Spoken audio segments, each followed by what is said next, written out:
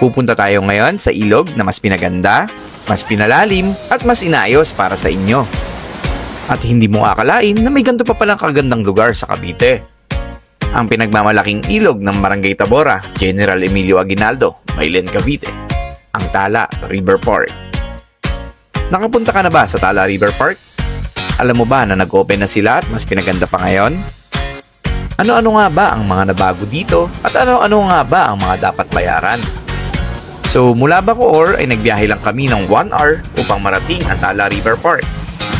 Malaki na ang pinagbago nito mula nang ito'y puntahan ko noong January 24, 2023. Mula sa pagiging payak na ilog, labahan ng mga residente at liguan sa ilang mga nakakaalam nito.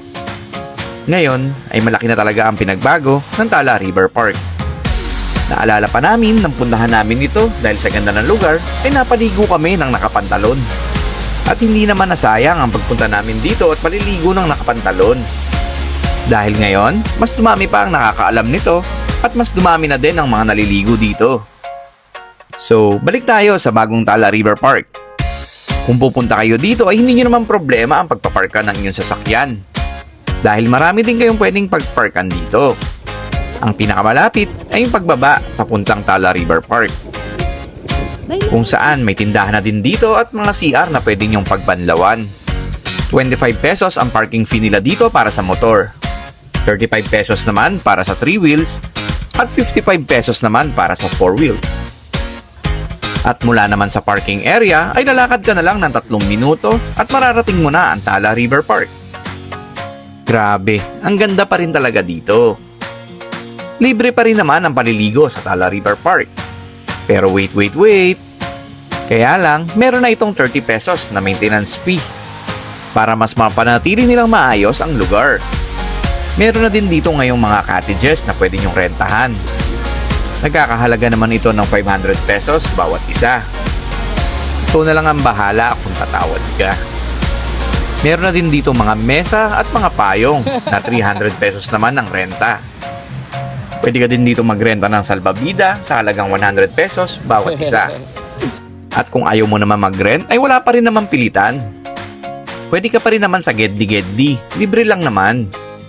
At meron na din ditong lugar kung saan ka pwede mag-ihaw at pwede ka din magbihis.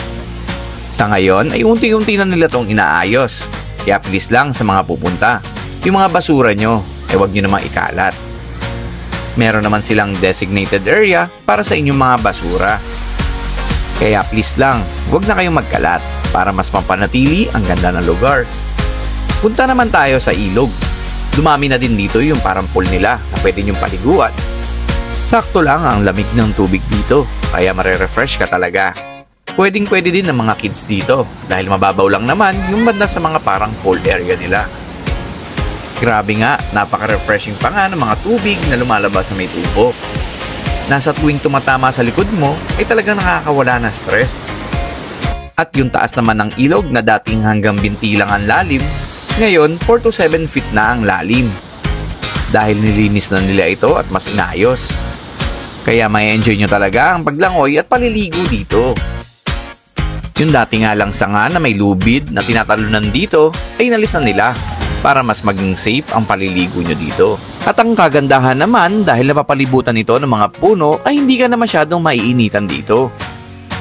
At kung gusto nyo naman mag-overnight ay pwede din naman dito. Basta magdala lang kayo ng sarili nyong ilaw at magpaalam kayo sa barangay. Pero ako ay suggest doon kayo mag-camp sa may bandang parking area. Pwede kayo magkabit doon ng hammock or maglagay ng tent. Meron na din sila doong kubo na pwede nyong pagtambayan. Dati nga, dito talaga kami nagka-camp ni Mrs. para mas safe. At para hindi ka na din lalayo pag nagutom ka dahil tabi lang ito ng tindahan.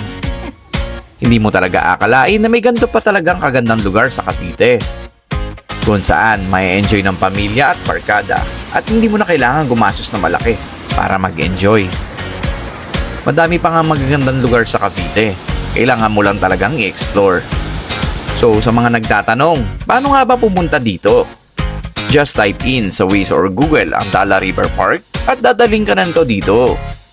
Or kung magkukommute naman kayo ay pwede kang sumakay ng bus papuntang Naik Terminal at doon sumakay ng biyaheng Bailen na jeep at dadaan na mismo itong jeep na ito sa may Tala River Park. At kung gusto nyo namang dumaan ng Tagaytay, ay sumakay lang kayo ng bus na biyaheng Alfonso at bumaba sa may bayan ng Alfonso. At doon naman kayo sasakay ng jeep ng biyaheng Bailen. At pagdating sa bayan, ay mag-try ka na lang papuntang Tala River Park. Kaya kung magpupunta kayo dito, for sure, mag-e-enjoy kayo. So mag-iingat kayo lagi sa inyong mga biyahe. So for more travels, just follow us for more. And God bless.